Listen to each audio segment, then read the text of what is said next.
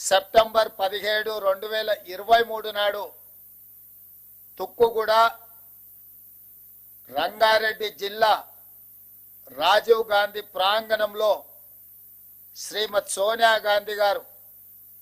6 గ్యారెంటీలను ప్రకటించి తెలంగాణ ప్రజలకు మన నాయకురాలు శ్రీమతి సోనియా గాంధీ గారు మళ్ళీ తెలంగాణ ప్రజలకు రెండవసారి మాట ఇచ్చిండ్రు. వారు స్పష్టంగా చెప్పినారు, తెలంగాణ ఏ విధంగా అయితే మాట ఇచ్చి తెలంగాణ రాష్ట్రం ఇచ్చినమో అదే విధంగా సెప్టెంబర్ 17, 2023 నాడు రాజీవ్ గాంధీ ప్రాంగణం తుక్కుగూడ రంగారెడ్డి జిల్లా నడిగడ్డన నిలబడి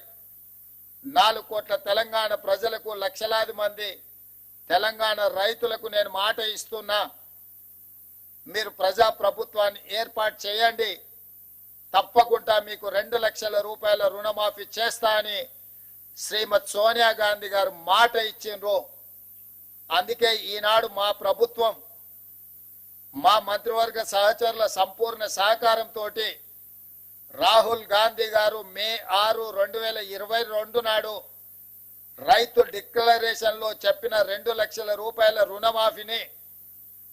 సెప్టెంబర్ 17, 2023 శ్రీమతి సోనియా గాంధీ గారు ఇచ్చిన 6 గ్యారెంటీలలో అత్యంత కీలకమైన 2 లక్షల రూపాయల రుణమాఫీని ఈనాడు ఏఐసిసి అధ్యక్షుడు శ్రీ మల్లికార్జున్ ఖర్గే గారి నాయకత్వంలో ఈ ప్రభుత్వం సచివాలయంలో కూర్చొని ధైర్యంగా, దర్పంగా తెలంగాణ రైతాంగానికి ఈరోజు బ్యాంకర్లు, అధికారుల సమక్షంలో 6,098 కోట్ల రూపాయలను మొదటి విడతగా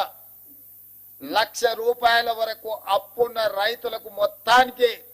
ఈ రోజు మీ ఖాతాలో జమ చేసి రైతు రుణ విముక్తి కలిగించి మీరు ఎలాంటి అప్పులు బ్యాంకులో ఉండకుండా మీ పాస్ పుస్తకాలు మీకు వచ్చే విధంగా